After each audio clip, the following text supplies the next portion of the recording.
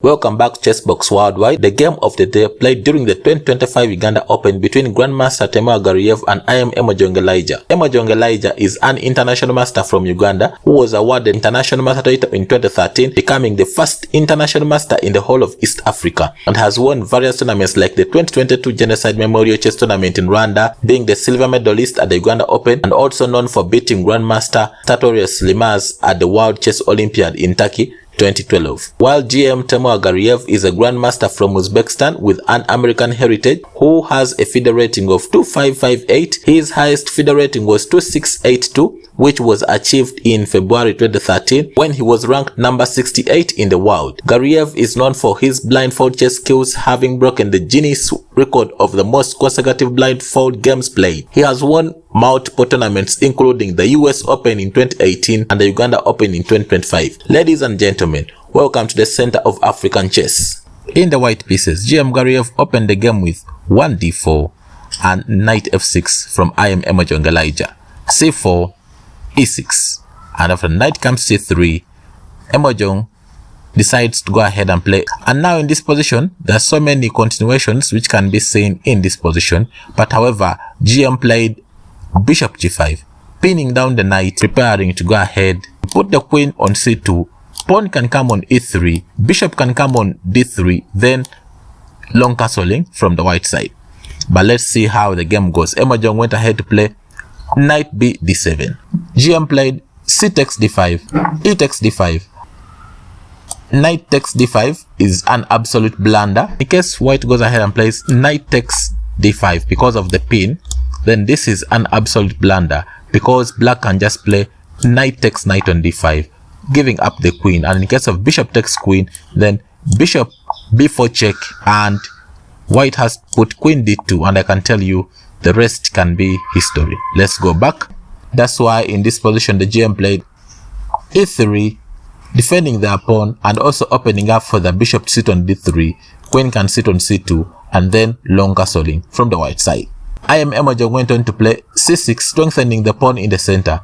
Bishop d3, bishop comes to e7, unpinning and developing the bishop, prepared to go for short castling. Queen c2, and Emojong played knight h5, requesting for bishop exchange.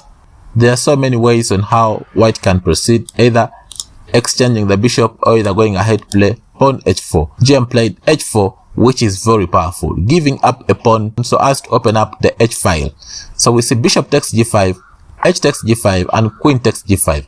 White can still go ahead and play pawn comes to g3, but in this position the GM played long castling, which is absolutely the best move. In this position, in the case of queen takes g2 is an absolute blunder because of rook takes h5, which gives white a huge advantage and being pieced up.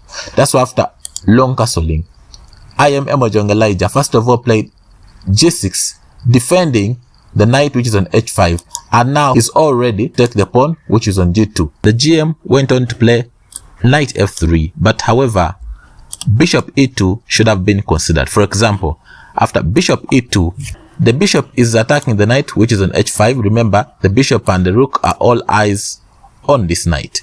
So in case of knight goes to g7, then knight will go to f3, and in this position there are two ways on how black can proceed.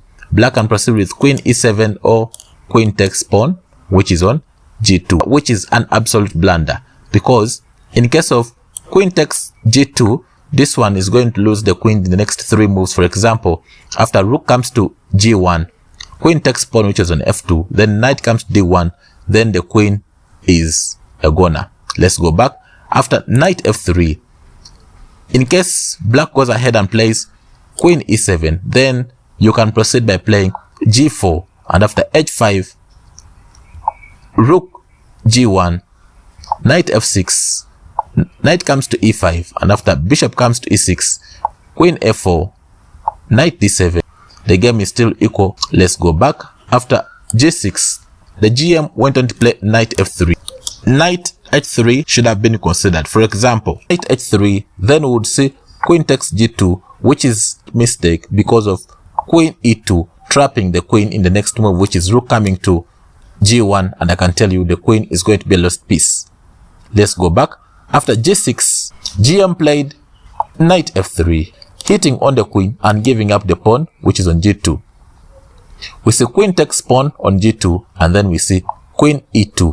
And now the GM is going to begin to unveil his nasty tactics. So queen g4, retreating back the queen, and now rook h4. Queen e6, and now we see e4, hitting in the center. Knight f6, knight e5. The GM wants to connect all the pawns to come in the center. f4, f5, and hit on the queen. Opening up, queen e7 should have been considered. For example, after queen e7, then we would see e takes d5, and at least this is a playable game. But however, after knight e5, Emojong played king f8, which was a dubious move. And in this position, the GM played queen comes to e3, putting an eye. King comes to g7, putting an eye. h6, rook g8 should have been considered. The GM played rook g1. Now he was planning to go ahead and push the pawn on f4, and then we can see f5 in the future. In this position, king f8 should have been considered. Emojong played b5, which was a dubious move in the position. Then we see e takes d5, and after c takes d5, you see that the pawn which is on b5 is a hang pawn. If you go ahead and take this pawn, then the bishop can still always come in on a6. So the GM didn't bother by taking those 3 pawns. He went on and played f4 and prepared to go ahead and play f5 so as to open the king side. b4, attacking the knight, then we see f5 hitting on the queen. Remember, rook g1 is stopping any pawn takes because it has pinned down the king. So that's why Emojong tried to play queen e8, putting an eye on all the white squares. But however, queen b6 should have been considered. Queen e8, and in this position, the GM played knight b5. Knight is putting an eye on the c7 and on the d6 square. In this position, Emojong played queen d8. F takes g6 was played by the GM. H takes g6, and in this position, the GM played the move of the tournament. He played bishop takes g6. Wow, fantastic move. And I can tell you, Emojong couldn't dare even to touch the bishop, which was on g6. For example, in this position, in case of f takes g6, then we would see rook takes g6 check. And after king comes to f8, then we would see rook h6. In case of rook takes, then the queen is going to come in check. For example, after rook takes, then queen takes h6 in check. King comes to e7. And in this position, knight c6 loses the queen on the spot. g6, which was a very powerful move. IM Emojong tried knight g4, attacking the queen and also opening up the queen take the rook, which was on h4. In this position, even rook takes knight on g4 is also a winning move. But however, the GM chose bishop takes h5. Let's try to see what would happen if the GM would have chosen rook takes g5. For example, after rook takes g4, then we would see bishop takes g4 and rook takes g4, f takes g6, rook takes g6, and I can tell you this is checkmate in 6. Let's go back. Knight h4. The GM played bishop takes knight, which is on h5, and preparing to take the knight, which is on g4. And remember that now the knight on g4 is being pinned down by the rook, which is on g1.